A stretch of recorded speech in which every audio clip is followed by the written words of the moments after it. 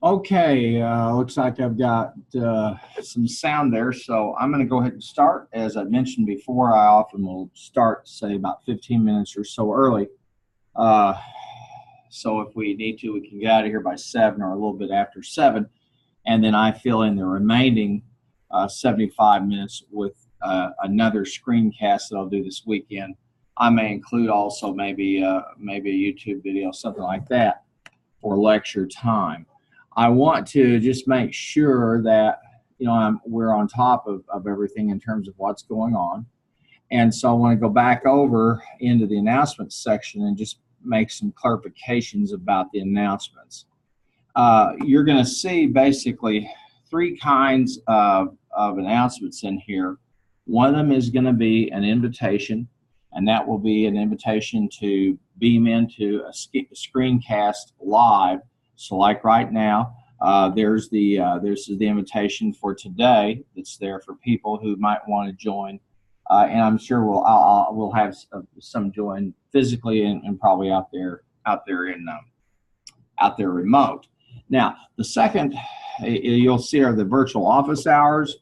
Again, those are there. You follow those and come over if you have a question or something I can help you with during office hours. I do keep virtual office hours on Tuesdays and Wednesdays, okay? And I'm over here in Shawnee on Monday and Thursday. Then you're also going to see recordings, okay? And you'll see here's the recording. What I do is I do the screencast, then I convert it to an MP4 file, and then I upload it to YouTube, and it turns into a YouTube file. So anybody and everybody can see the thing. And so there's for February the 1st, okay, part 1, and then part 2 for February the 1st, and then part 3. So I get the whole 75 minutes of instruction in, typically through 2 or 3 different set of lectures. And as I said, tonight I'm starting pretty early. It's about 5:44, and so I'm sure I'm going to have some people join me here at 6 o'clock or a little bit before. There may be a basketball game. Who knows what's going on? The main thing is you have a recording to look at, to see, and then in addition to that, you have exams and so forth. So I wanted to make sure everybody was on top of this in terms of the announcements. Now I'm going to go over here to the next section, which is the modules, okay? And I want to show you those, all right, and make sure that you understand. Now, this very first welcome has all kinds of resources here for you, some of which you will be using, including the supplemental website, okay? And you're going to see some materials in here when you look at my screen that will not show up if you were just looking at your screen, simply because I have an instructor view. And then I have the files here for Access Workshops 3, 4, and 5, okay? And I'm looking for the file for number 2 and number 1, all right? But there's a very simple way to get around that, okay? And I want to make sure that you're on top of it, the files that I want loaded. So there's no question about what do you need to load, okay, for Access Workshops 1 through 4 that are the first things done. So let's go over to the Files section, okay? And we'll go to Files, and we'll open this up, all right? And we're going to use the search word upload, and you'll see uploads for the 4 Access Workshops. This is the file that you'll need, that you'll be using, and I'm just going to open it up. It's a PDF, so you can review it.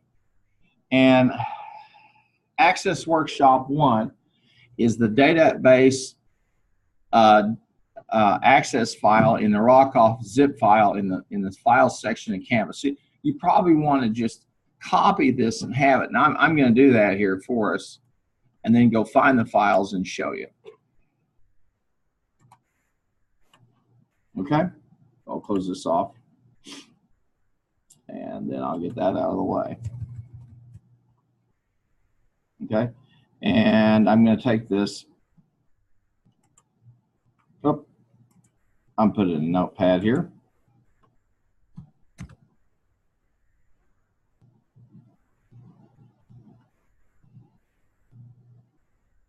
Let's see if I can stretch that.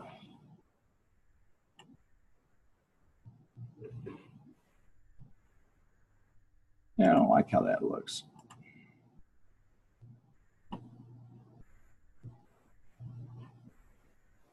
And we'll just, I'm just going to download this thing. And I'll just show you each file as we go along. The 4 Access workshops. Hiya. And so whatever, I start about 5-6 minutes, so you can catch whatever. And basically, as I said, I always get somebody, folks who will ask me, okay, what do we need to turn in for each of these workshops? And here it is. Okay. I'll take this back down just to here. Access workshop number 1. Okay. Let's talk about that for just a moment. And we're going to go into the syllabus section, okay, of Canvas. All right. And now, next week you have a couple of exams over the Rockoff book. Okay. You have 2 exams that are due by 6 o'clock next week. Okay. You have 1 exam on chapter 1 and 2, excuse me.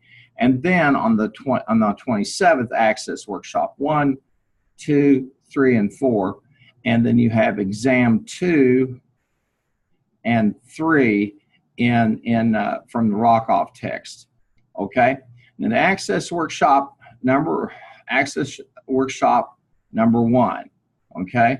That's from text 2. Okay. And that's in the Rockoff zip file, and that's over in the files section of Canvas. So if you go to the files, okay. Hello. And I got started a little bit early, so you'll just be able to scroll on back and see what little bit of housekeeping kinds of stuff that we covered. So no big deal, you're fine. And I wanted to show everybody the files that you'll be turning in for Access Workshops 1, 2, 3, and 4. Okay, and there's a data warehouse access file in the Rockoff zip file in Canvas. So we'll go into the Rockoff zip file. All right. Okay. And there are the Rockoff files. And I'm going to open it up, download it.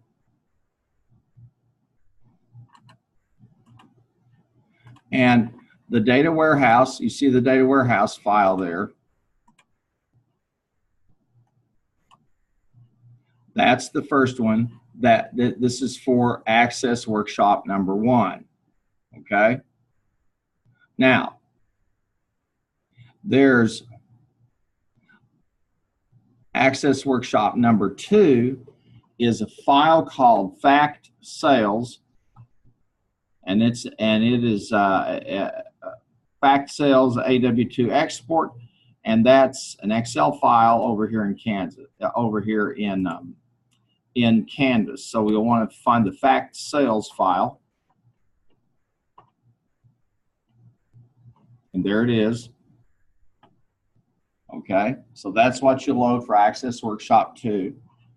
And then for Access Workshop 3, you're going to do the geographic sales. Okay.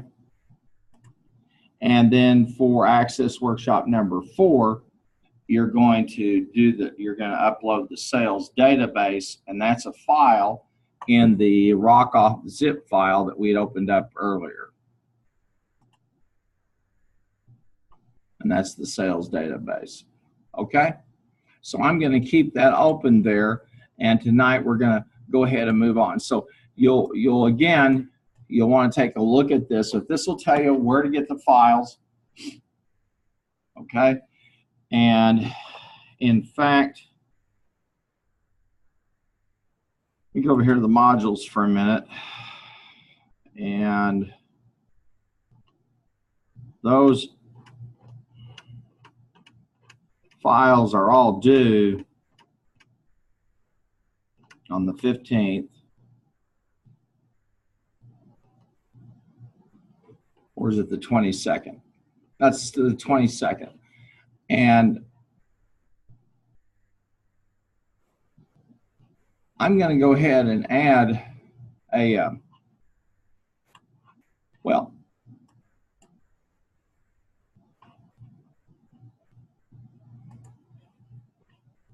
you can see these files, and here it is, the uploads for Access Workshop number 1 through 4. And the first is the file data warehouse. Okay, that's over in the access file in the Rockoff zip file. It's in the files section of Canvas. And then the fact sales is an export, and that is an XLS file in the files section of Canvas. Then Access Workshop 3 is geographic sales, and then sales, the sales database and access in the Rockoff zip file. Okay, so you have 2 files in that Rockoff zip file, and then you have the fact sales Excel file, and then the geographic sales in the file in an Excel file there in Canvas. Okay, and let me see. I think what I may do, I think what I'm going to do here is I'm going to go ahead and add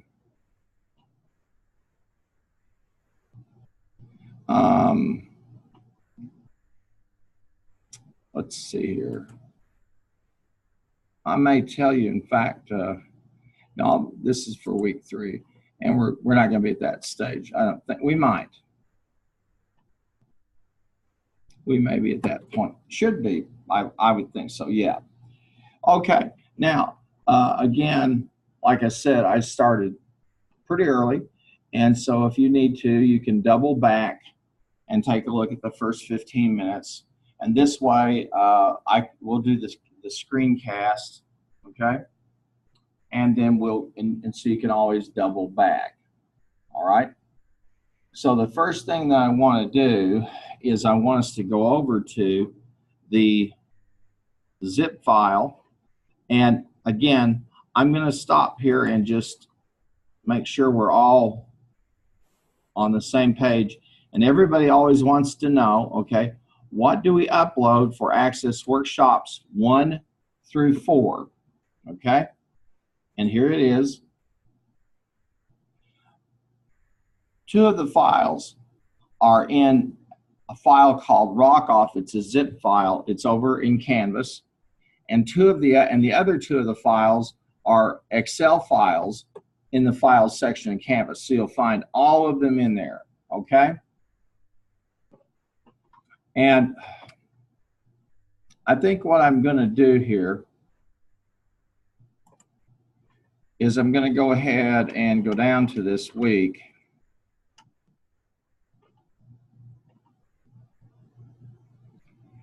And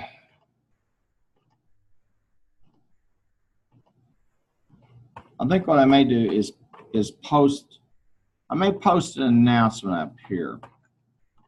So I minimize the confusion. And I'm going to put this, and I'm going to add an announcement. I'm going to try to do, let's see if we can do that.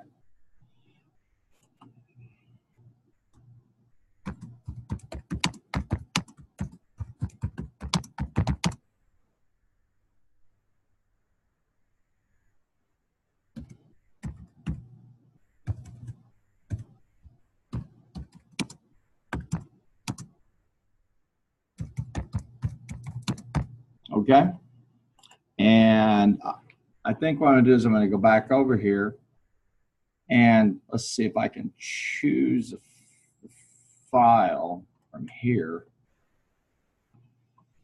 Oh no, okay, I'm going to have to cancel this for just a second and come back here. Well, I know what I'll do real quickly.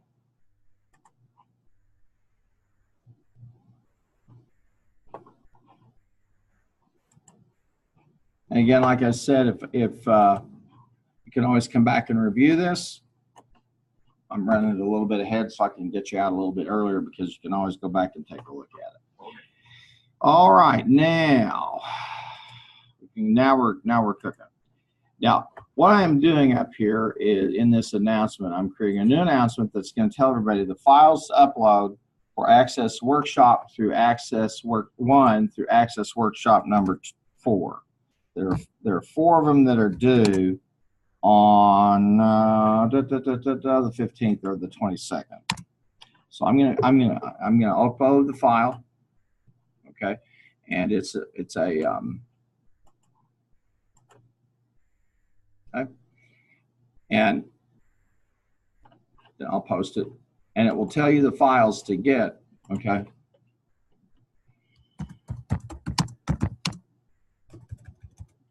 And it'll tell you the files to upload and where to find them.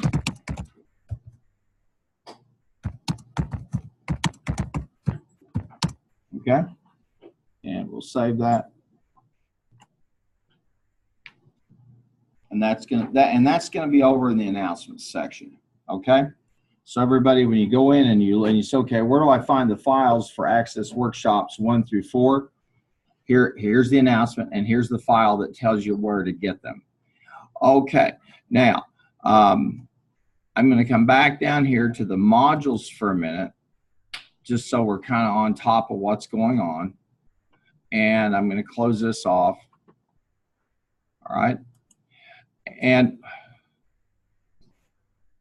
on this week, again, we're going to revisit some more about data warehouse, the concept of a data warehouse, okay, and some of those concepts and what we do with them.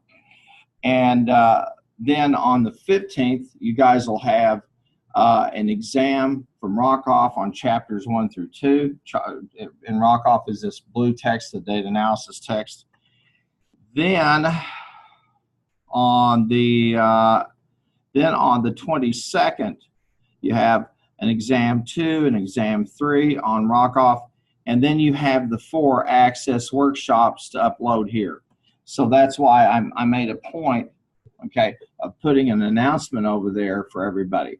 Now, I'm going to go ahead and get the download again, and I'm going to show it in a folder.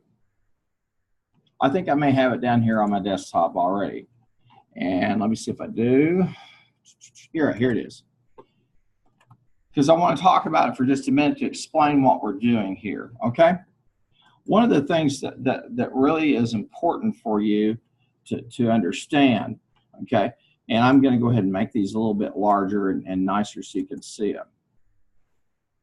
But they're over in the announcement, is to understand if you have a grasp of what a data warehouse is and what it can do, then the code work that we'll do as we work through as we do some of this SQL will make some sense to you, okay?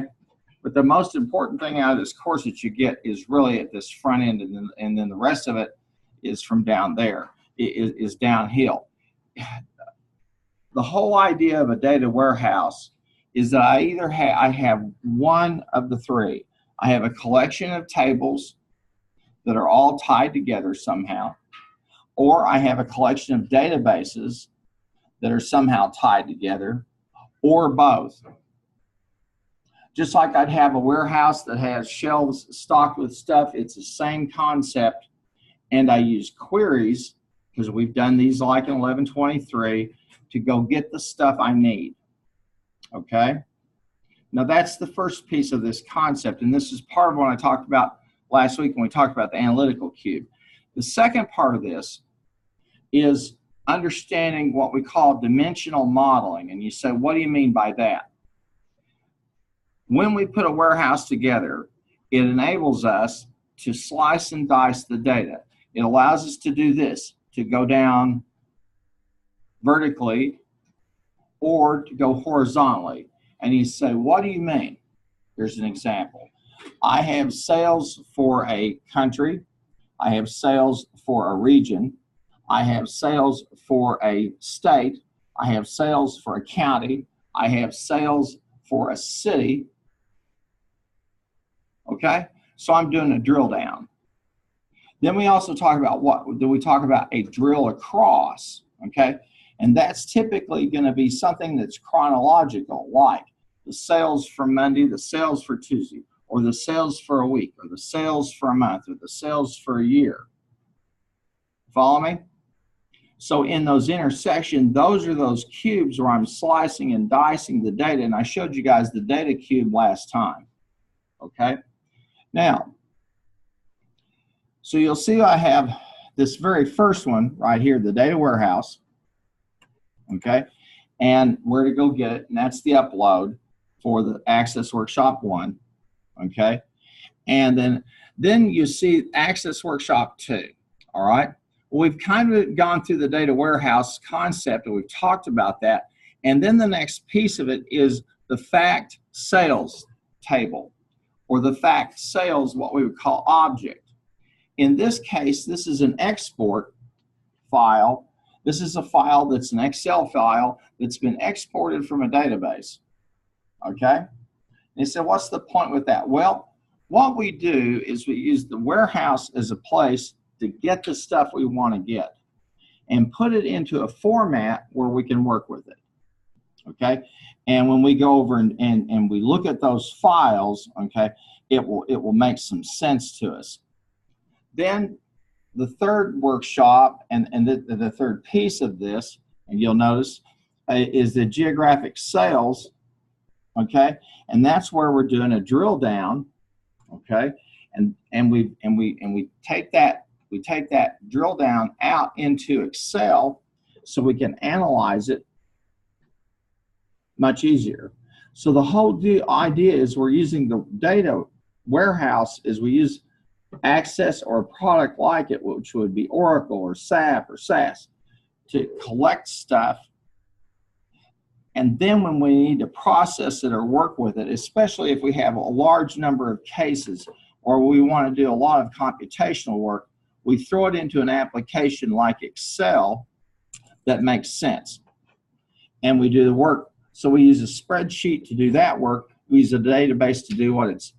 In other words, we use the tools for the job, and we use them the way they're designed to work. Now I want to show you something here real quickly, and I'm going to go over to a tab, and and one of the holy grails right now with folks is to try to come up with some application that gets us the best of both worlds all in one place. And some of them are close. This is one, Tableau, okay, and it's kind of an open source tool, and I've worked with it some. It's not too bad. It has a little bit of work to do as of yet, but it is specifically designed, and they've got a ways to go, to act like a database when you want it to act like a database, and to act like a spreadsheet when you want it to act like a spreadsheet. It also has a third piece that's mixed into all of that, and it's geographic data. So you can create maps with it. So it's probably the most visible of the products that are out there. I would suggest you might want to take a look at it. You may have an employer that decides to use it. I don't know, but it's trying to get both of them together. But but you have to understand, you know, I use one tool to do one job, I use another tool to do another job, okay? Data are valuable. They're valuable, and if you don't know how to extract them and use them, they're no good. Now, at the heart of this provides the foundation for us to do what we call business intelligence. And typically business intelligence, it's why you have a textbook on it, deals with two things. One, okay, how do I make sure that I'm effectively monitoring and working with, or at the very least, monitoring my internal operations, internally what's going on. So it's a strategic tool. Number two, how do I find opportunities and how do I exploit opportunities and understand opportunities for what we call intimacy with a customer, customer relationship management. Now, there's a third piece to it, which is, it's kind of optional with whatever software you might be working with at a company. And again, this is all just kind of happening. So you're going to run into, what I want you to do is be able to have enough to have the recognition to say, well, okay, that's a plane. There's a 747. There's a small light plane, but they're both planes. They both fly. And you're going to find that these tools that are out there are very much like it. Some are really high powered, some not so high powered, but whoever uses them for what they can afford, what they do, etc. The other third piece of this is, and it really was the genesis of business intelligence, was what we call executive or decision support systems, where we're able to scan or collect data from the outside world, the environment, okay, for strategic purposes. And at the heart of this is, okay, what are the five, and now you hear this term, the dashboard, okay, and that is, what are the 5 things I need to know every day to run my company, okay? So this course is very strategically oriented, more so than programming oriented or hardware oriented, okay? It's understanding that concept. So we see these files, and notice, okay, if you look at Access Workshop 1 and Access Workshop 2, you're going to see a hierarchy, 4, excuse me. You're going to see a hierarchy, a data warehouse, okay, and then a sales database that's been extracted from it. You see it? Okay, then 2 and 4, okay, 1 is a fact. So a fact table is a collection of records that have some type of measure that can be added, subtracted, multiplied, divided, etc.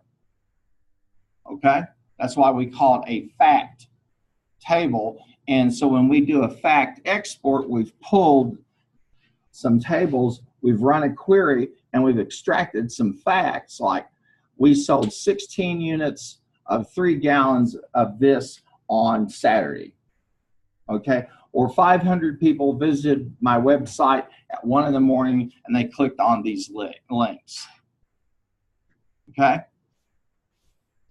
And then you have geographic sales, and that's where we add a dimensional element to the fact portion, okay? Well, how much did I sell at the, how many shoes did I sell in the United States last year? Okay, well, how about in whatever sales region I have? Okay, well then, how about at the state level or some cluster of stores, and then by store, okay? So I'm working them down. I could just as easily do an Access Workshop 3 using hierarchical or using a drill down to say, okay,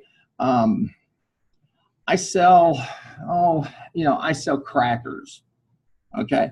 And I have a giant family size box, 85 ounces, who knows? And then I have a smaller box that's 48 ounces, okay?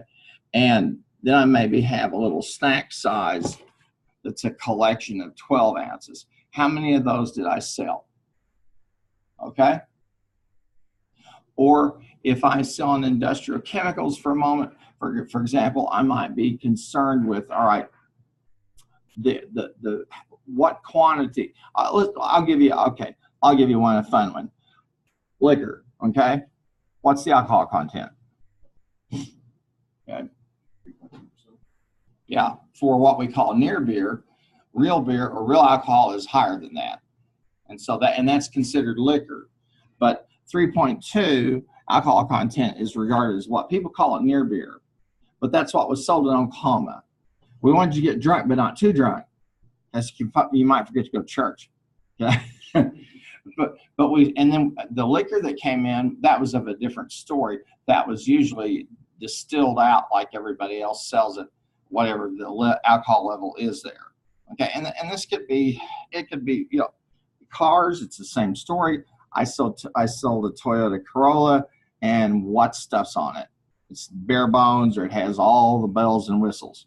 So that starts to help you understand, okay, why we're going through these workshops and to look at these files, okay? So I want to do that and I want to just kind of navigate to them. So if you'll go back over into the files section of Canvas, and let's go back in there, all right? And we'll go up to the files, and we're going to find that data warehouse, all right? And it's going to be in the Rockoff files.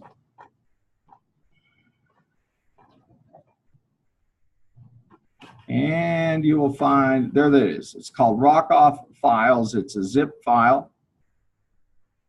And I'm going to download it. And then we'll open up. And let's do this. Diminish your browser and put everything down on your desktop. The data warehouse zip file, the sales database, and we want to put them all there. Okay?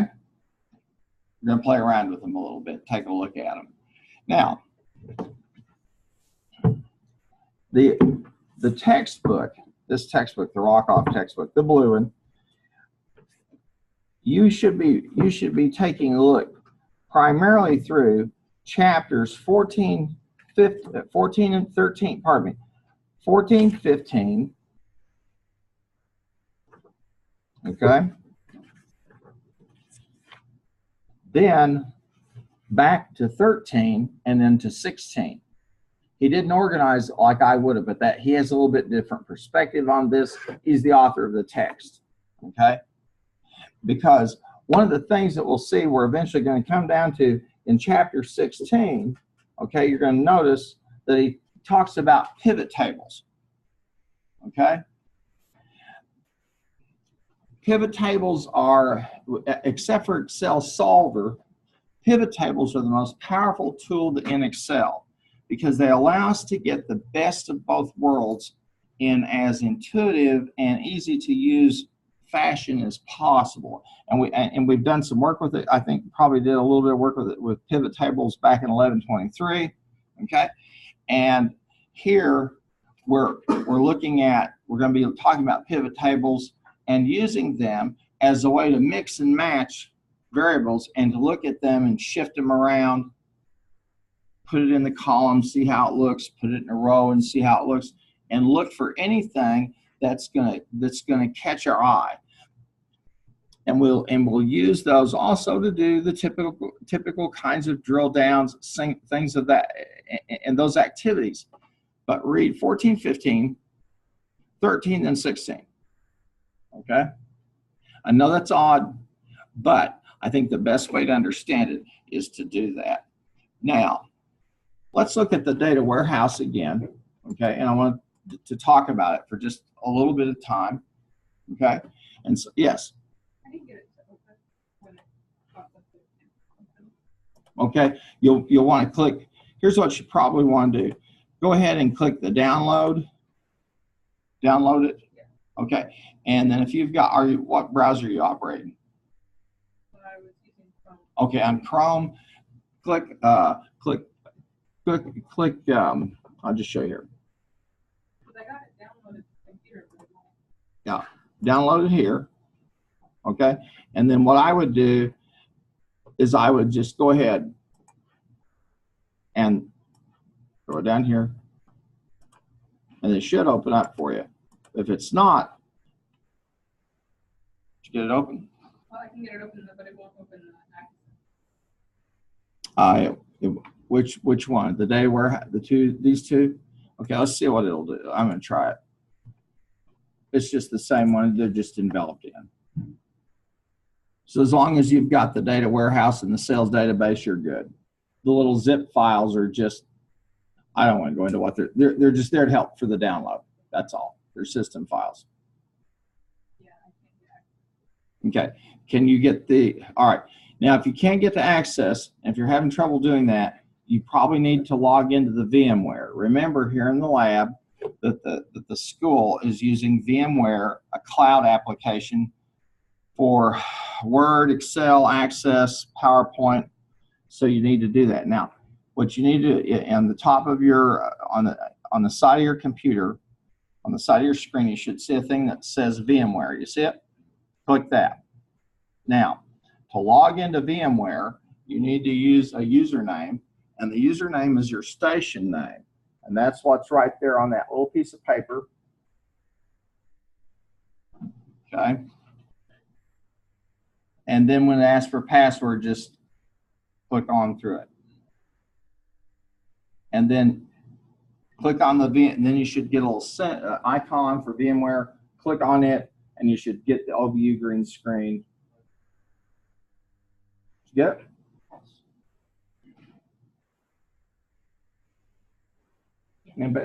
Anybody else having trouble?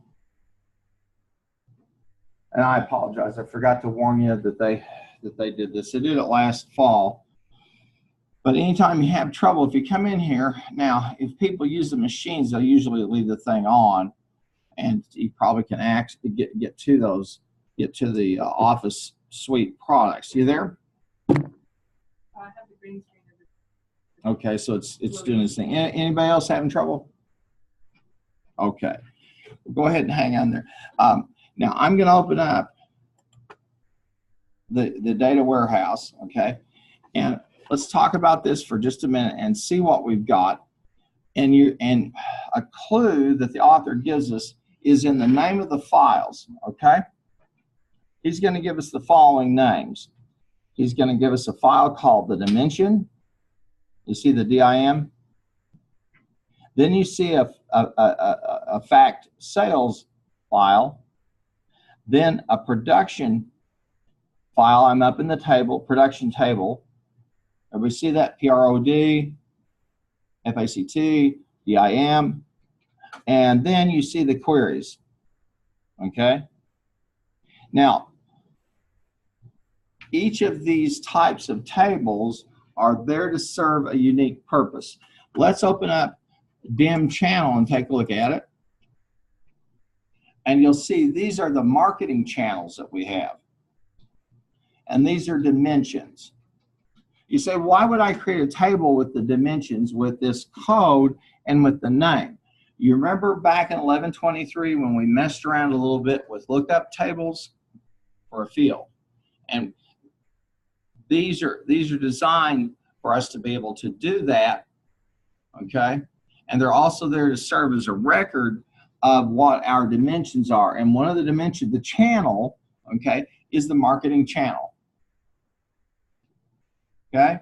So if I want to know, did I sell through the internet, the mail, or the phone, I've got the channel table there to show me.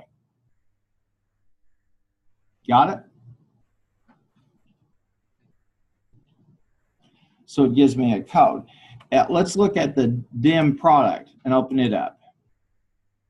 Here we have a product ID, okay, the product name, and a product category. See, when I talked earlier about doing a horizontal drill down, a category product, spices. Cinnamon's just one spice, okay? A coffee, decaf or regular. Tea, green tea, black tea, whatever, you know. And as you can see, the category then tells us, all right, I've got something that's multidimensional. Okay. Then I've got the DIM salesperson. Let's click on that. We got the people. The salesperson, their ID number, and then their name. Okay. We tie all these tables together and we run a query and we get a fact table. Stuff that happened. The best analogy I know for a fact table is a general journal in a ledger, or a general journal or a ledger. Maybe even an account. But a general journal would probably be about the best analogy. Let's look at and you'll see what I'm talking about. If I click on the fact sales, and remember, these are only facts. Something has happened, a transaction. Now, if I'm a sales organization, there are three kinds of transactions that occur. A sale, right? An order, or a return. And you could say order fulfillment too if you want to add a fourth. So I've got inbound stuff, outbound stuff, work in progress. But here I have the order numbers, okay, the line price, the line cost, the type of sales ID, the product ID, the salesperson, the marketing channel, and the date. Okay? Make sense? So I've arranged these really chronologically, and so I'm moving from the earliest date to the longest date. Then I've got these categories in here, and these product, I've got a channel ID. So what channel did I use? Internet, mail, phone. And so then I can start to do the slicing and dicing to pull from this fact sales table what I want to do with it. And what I would do simply is I would export it. Okay? Why? Because if I export it and throw it over into Excel, I can do all kinds of stuff with it.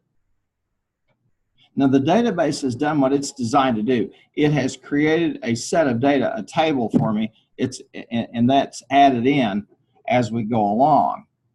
And usually it's through a form of some type, okay, where data are inputted. And we've talked about that before. A form is just simply something that's there, okay, to let me input data.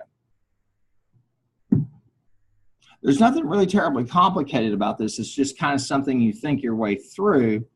Now, pulling the technologies together is one thing, and getting your company getting itself disciplined enough to understand all this and put it into execution, that's a whole other deal, okay? But from all of this, this is why I come back to, this is the basis and the ability for me to say, what are the 5 things I need to know today? What are my key success factors, or KPIs, my key performance indicators?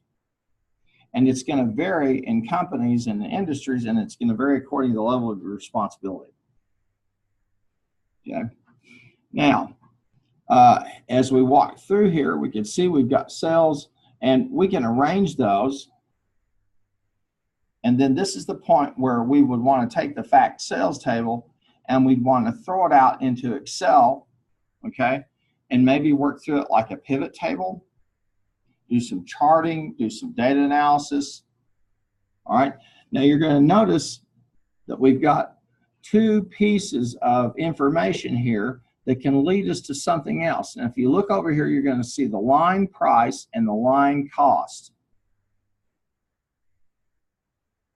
Okay, and what that's implying there is it's implying is a sales price versus what I retail it for, and then what my cost is.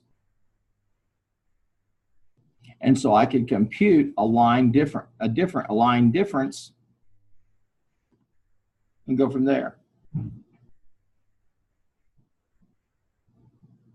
So now we have that. Now let's look at these production categories. Let's open that up, okay? The production categories are those that lend themselves to support a fact table, but they're not global enough to be a dimension. That's really the best way I know how to explain it to you. Okay, they're under a hierarchy, and you can see coffee, spices, tea. Okay, and you can see the category IDs. Here's production channels. They're going to be the same. And let's click on that table called production return details. Here we have a table, okay, of return items, quantity, ID. Now, what else? Is there anything missing from this that I might want?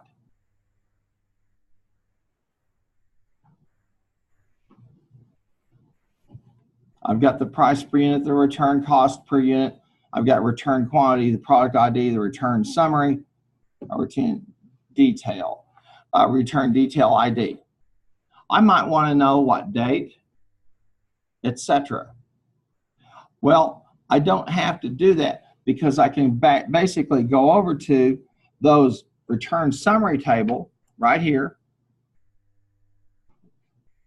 and see it. Okay? So instead of trying to load everything up into a table, on these production tables, they tend to infer one thing or lead us to either a facts table or some kind of summary table. They're designed to do that. And think of it kind of like you got a conveyor line and you're just building something as it goes along, or you're making a sandwich. That's really about the best way I know how to explain it. Okay? Now, I want to go back over for a moment and talk some about and visit with you some about the dimensions, and that's over in chapter 14 over in the Rockoff text. And we talked about this some a little bit last week, all right? But it's over on page 294 and 295, where he talks about star versus snowflake schemas. And there on page 294, and this is in the Rockoff text, the blue one, okay? He talks about the snowflake, he talks about a typical star schema, okay? Now I've got some resources here that will let you look at these, and I'll pop back up here for just a second, okay?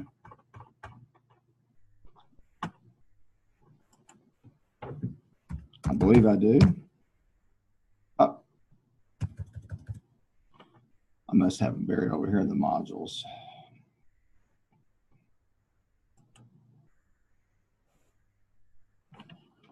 And I think they're probably going to be up here. And the textbook does it. He does a good job there in the text, okay, of explaining those. But if you look there on page 294, okay, you're going to see that a star schema really focuses everything on the sales table. Everything feeds into it, okay? So it's designed to be a collection point, and you'll see the dimensions, okay? Dimension A and dimension B. Then you see time, which is a fact. A sale occurred a day at a certain time. Then the channel, okay? And then you've got more facts, customers. Then if you go over and you compare it over with the schema over on page 296, you're going to see that here in that schema, we begin to use categories because it's more complex. Whatever we're selling or whatever we're warehousing in terms of information. You follow me? That's really the difference between the two of them. And you can go out and find and see those. And it just, most companies over time go on and go ahead and adopt, you know, a snowflake because they really have no choice. Products get more complicated. There are more bells and whistles, etc. More choices, more options. People like those. So that becomes more and more the typical type of dimension modeling. Now, I think it's important for you to read this, not only just to kind of understand these, but to understand that when you start thinking at this level, you start saying, okay, how does this stuff get all connected through the value chain? What gets inputted at each step of the way? How does somebody buy something from me? A stupid question, isn't it? But if you don't know it and it's your business, you're in trouble. And you'd be surprised at the firms that don't know how people really buy stuff from them. From point of first contact to fulfillment of the sale. They really don't. They don't get that. Or how things can go bump and somebody orders something and the order's not fulfilled, or on and on and on. Now, one of the things that's happening in creating this thing we talk about, we call big data, is the use of sensors to track physical products through the value chain, especially if we're buying stuff online, or if we've got stuff that we order, it's got to be shipped and all that business. Even stuff sitting in the shelves, it theoretically is there because it's got a barcode on it. So we know where it is and when it got processed. And so it makes you think about, okay, Where do we get this? Could some event in some country somewhere else impact my ability to sell stuff? For sure. That's why people talk about this notion of a butterfly effect, where, you know, a butterfly flaps its wings in South America and 10 years later there's a hurricane. You can maybe trace that through, but I can guarantee you, if you're selling a particular product, I'd say this right now, if I was an American importer, anything I import from South Korea, I'd be very nervous. Why? Because it's a powder keg, and I'm scared to death. If I were exporting to Europe right now, I'd be very concerned because of Brexit and all the stuff that's going on, and not knowing, will I wake up one morning and there's no more EU to sell stuff through, and I've got every country has its own standards and every country has its tariffs, and I'm back to the nightmare of trying to trade with people that was the hallmark of the first attempt at globalization back in the 1920s. And so the EU over in Europe becomes such an emotional thing, okay, with people. But what it was really meant to do is to facilitate trade and mutual defense, maybe, but more than anything, trade.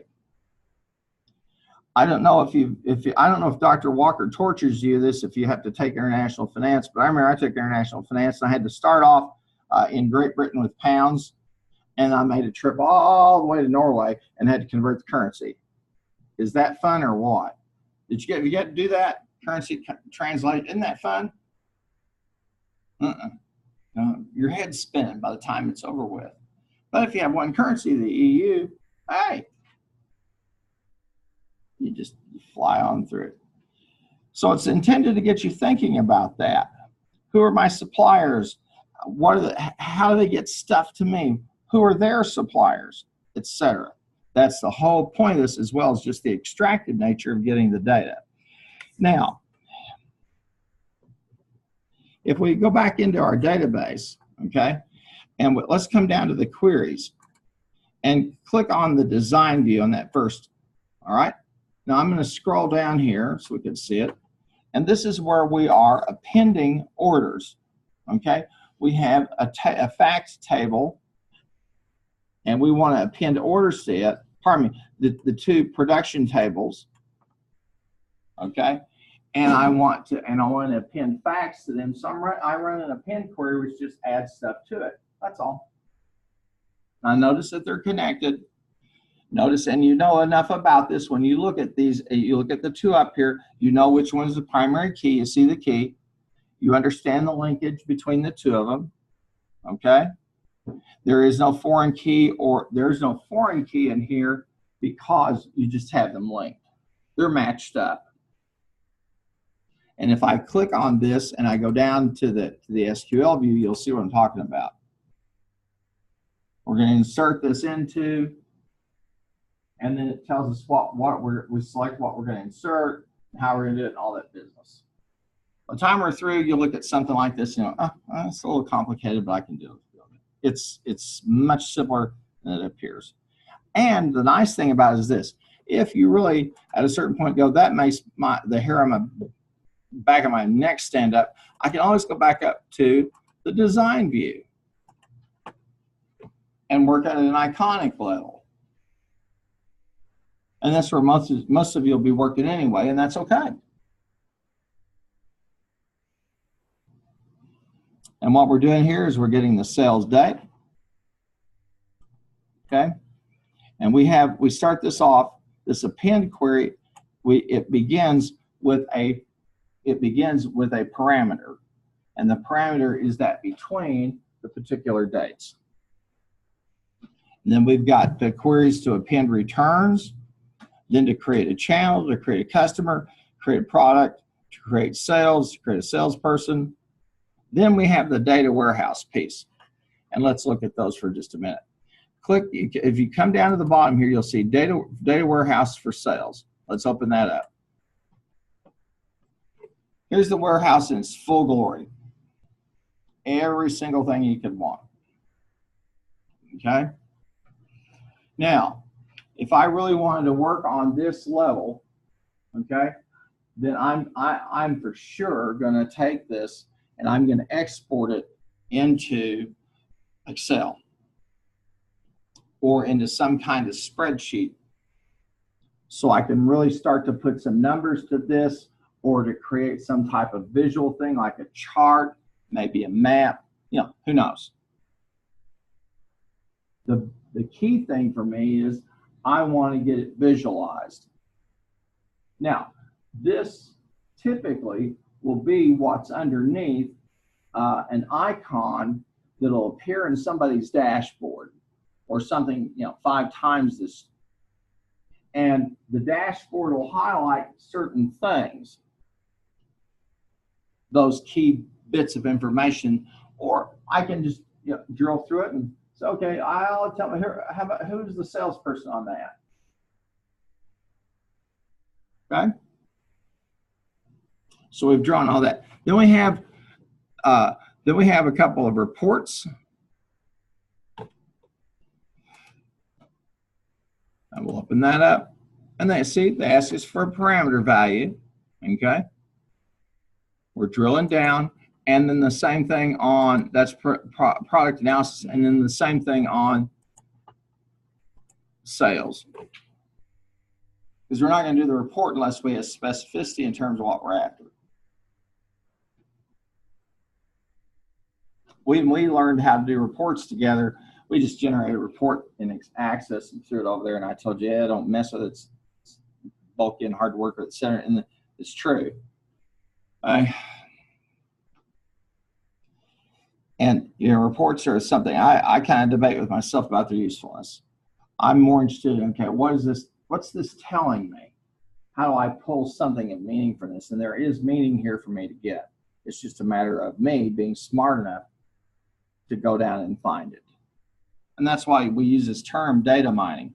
Now, this is all nicely laid out in grids and a nice, you've got a nice set of records. You've got dimensions. It's all pretty. It's all cleaned up and it plays nice with you. You're going to encounter or have to work with at some point through your career, if you haven't, which you will, where you have to work with what we call unsupervised, or what I would call unprocessed data. People use a lot of different terms. You say, what are you talking about? Let's take, for example, tweets. Okay? Tweets. People tweet something out on Twitter. It gets retweeted 25,000 times. If I'm a company and I want to go scrape Twitter, there are engines that'll go scrape Twitter for me and dump them all back for me and say, here they are. And then I've got to try to make sense of them. Or sensor data is another one of them. Folks' reviews on Amazon is another one of those. Unstructured is the proper term for them. I don't know if that's true, but if you take all those, I'll give it 8 stars, 5 stars, any reviews, pull that data. You got to process it somehow. And wrangling those data is like trying to herd a bunch of cats wearing a porcupine glove. It's hard work to do. And we have so much historic data out there that is often, it's not been cleaned up and made pretty like this. Okay, so we're pretty lucky to get to work with this because we've got it all cleaned up and it looks nice and we have it defined and all that stuff. Okay. So that's a nice little trip through there. All right, now I want to go down here and I want to take a look for just a moment at the sales database. Okay, now this one's a little bit different critter. Here it plays a little bit nicer because it's got some tools for us to work with, and this is a very crude, but it's a dashboard. Okay, it's crude, but I can press on the buttons and the macros will work and it will let me view a query, open a report, close a form, put out. This is what we would call a functional dashboard. It's the default choice for people who don't really know what data they need to have. And I just tell people, if you're not really sure, just have the dashboard. Okay. Now, this is kind of like having a dashboard on your car that says, what do you want to know? How much gas you have? How fast you're going? Is someone coming too close to you? How much oil have you got left? Yeah, what do you want to know? Okay. You may say, oh, I don't know this. Have you called, when you bought the last car you had, did you call the manufacturer and say, here's what I'd like to see on my dashboard? No. Well, then where do they get it? Well, they figure there's some stuff you need to know.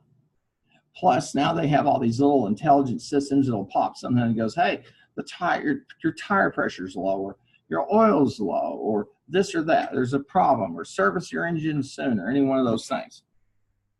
Where they start to say, okay, I need to be smarter than the person driving me. Because the person driving me won't take care of me. It won't oil me like it should. It probably won't wash me like it should. It'll put in nasty gas, not good, not the best stuff I need.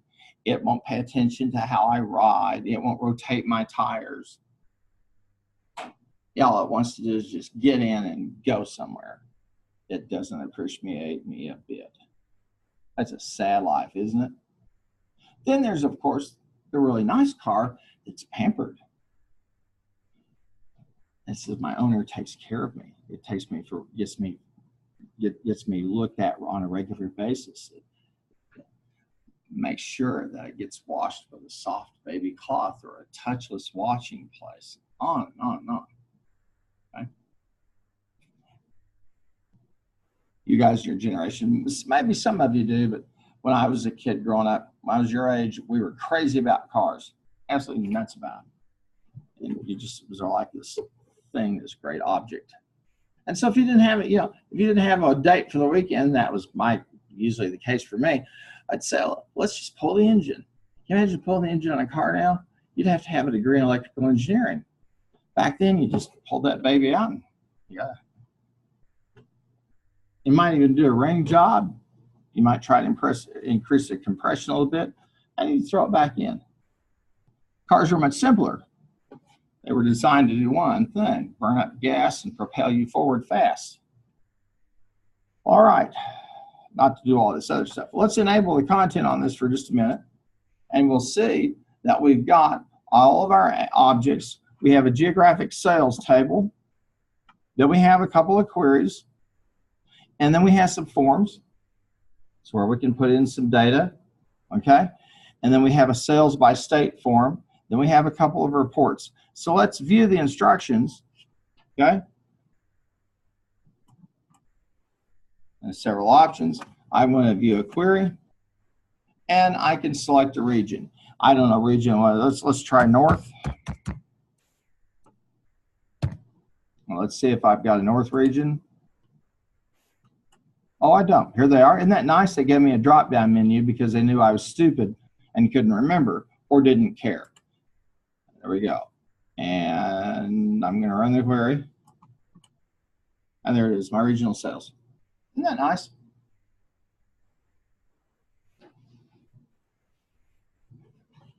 So this is kind of the end product of that whole thing. Now,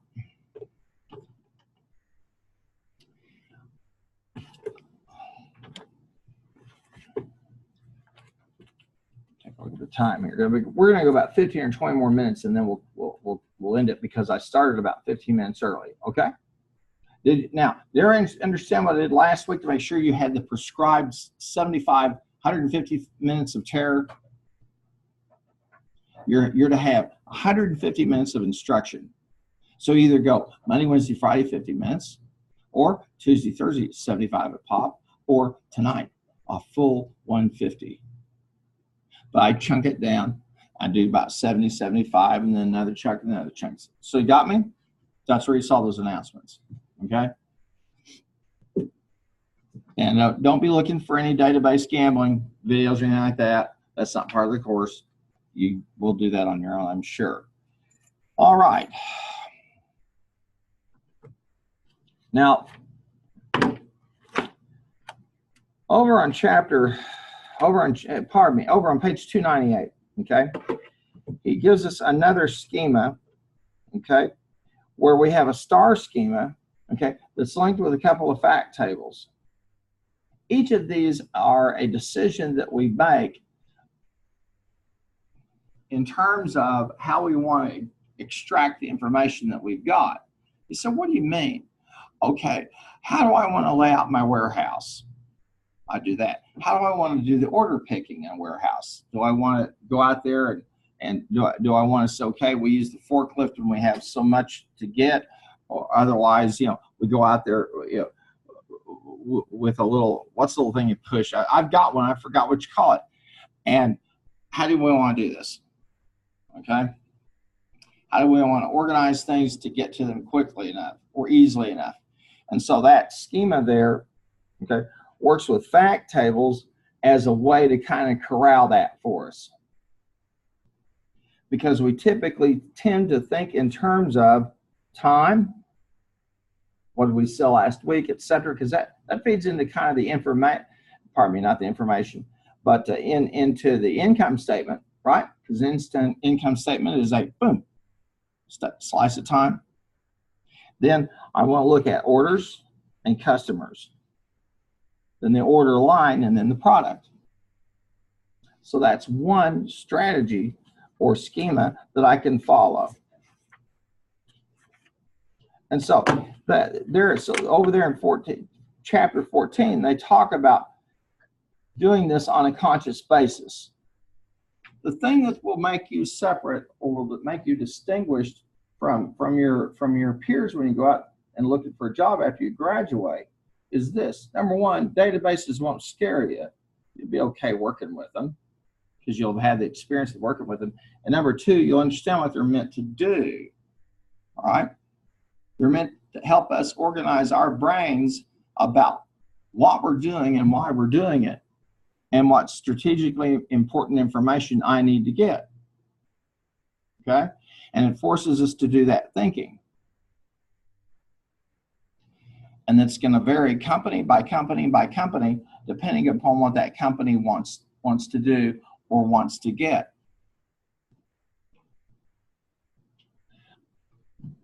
Make sense? Okay. And it will depend a lot on how you see things. This database the warehouse we looked at was a sales database. And I think probably in here somewhere is Northwind's database, and that's a kind of a model that Microsoft has put out there. It is indeed a sales database. It's intended to be that, and then it's intended for small entrepreneurs or a small firm to plug their own data in and run with it. Chapter 15, okay, walks you through designing these designs and then how they're put together. Okay, creating and it's especially important. The schema stuff is fine, but it's the dimensions that are important. Really, really important. Now, if I was doing a database for your church, I might ask you a really stupid question. Who's a member? Is a person who joined in 1963, who's attended 3 times, but they're on the roll, are they a member? Is a person a member who joined your church and has attended sporadically? Is a member somebody who's never joined, but they come every Sunday and they sit in the pew and they go to your life group? And if those seem like mundane topics, all you got to do is get a bunch of preachers and a bunch of education ministers together, and the fur will fly. Especially when it comes time to take people off the roll. There's nothing more satisfying than to send brochures and mailings to people who haven't been to see you for 22 years and don't intend to come back and will just throw it in the trash. After all, you have nothing but money to burn. Right? Now, I'm an old-time religion kind of guy. My Bible says, the Great Commission, it says, make disciples. It said nothing about persuasion. So I kind of have a different view about how that all ought to happen. It says make disciples. It didn't say ask them, coax them, give them veggie tails. It said make disciples. But hey, you know, maybe I belonged. Maybe I'm about 1,000 years out of time, my time step. What do you think? Probably so. Anyway, if you look here, you're going to see creating these dimension tables. And this is where we begin to do some thinking about, okay, what are the key factors I need to be aware of? And then are there subcategories within that category I want to be looking at?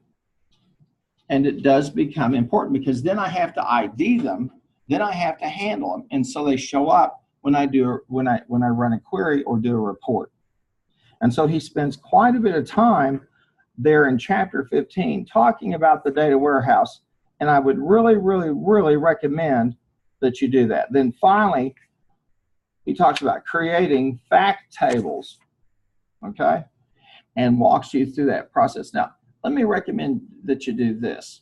Take a look through it. Now, remember, there are going to be some, I think I've got some quizzes over this text. But read through and think about it and let it wash through you, because when you go to work for somebody, let me give you some price tags. The average employee, by the time they work for an employer, the average amount of time people do, and we're going to say in service industries, okay, and white collar, so-called white collar jobs, any skilled trade and up to professional jobs, the average amount of the dollar value of the knowledge in somebody's head is about $25,000. So when you let them go, there goes $25,000 of all kinds of knowledge that they possess. Okay, so it costs, that's money. And it costs you money to buy servers. It costs you money to have devices for people to log in and do all this. It costs you money to have people come in and help you build your database, etc. The amount of money that people keep putting into IT, every year it just keeps getting higher and higher and higher. And, you know, then you hear people say, well, what are we getting for our money? The reason they're not is technology is a tool, okay? When you get a new hammer, you don't go polish your car with it. Okay? I'm serious. But I don't know how many times I've had somebody call me and say, you know, we just bought 1,500 new iPhones. Why? Well, they're new, so they got to be the best stuff out there. Okay. Did the other ones you have not work? Well, nobody cared. Just want the newest iPhones. Or everybody needs a lap. Everybody needs an iPad. We had an iPad initiative here. I have an iPad. I've had it for, I don't know, 8 years. Okay, same iPad. It's really great for Sunday morning when we stand in honor of the Lord's Word, because I read the Lord's Word on my iPad. Everybody else got their big, nasty old black Bible up there. I got my iPad. And the cool thing is this, on my iPad, I also can write stuff on like a little thing. And I'll have a little message thing I have. It's about, I don't know, about 35 font. And I can flip it around. And when my pastor's preaching, it says, amen. I had that text glowing. He's learned to just ignore me. So when I check in on Sunday mornings, yes, I am in church. I'm not in the parking lot doing that and then heading off to the liquor store. I'm actually at the church. All right. Now,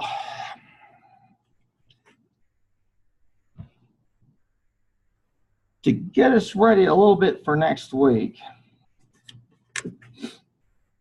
we're going to take a look at pivot tables, talk about them a little bit, and play around with them. And I like to give this stuff to you in small doses.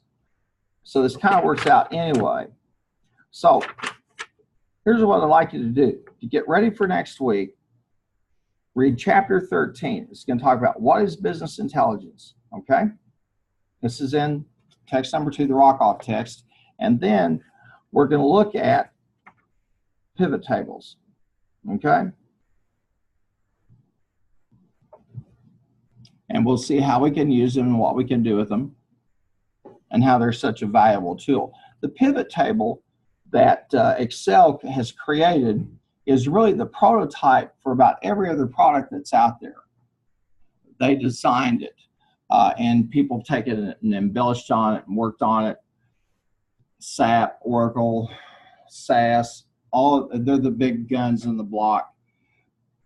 They have some really incredibly nice stuff, but it's good old Excel. The pivot table is the Model A for all of them. But if it works for you, it works for you. Okay. The way you get value out of all this, as I was talking about the amount of money that we spend on IT every year, is you use it intelligently. Okay. So you don't waste money and time chasing rainbows. Now, here's what I mean.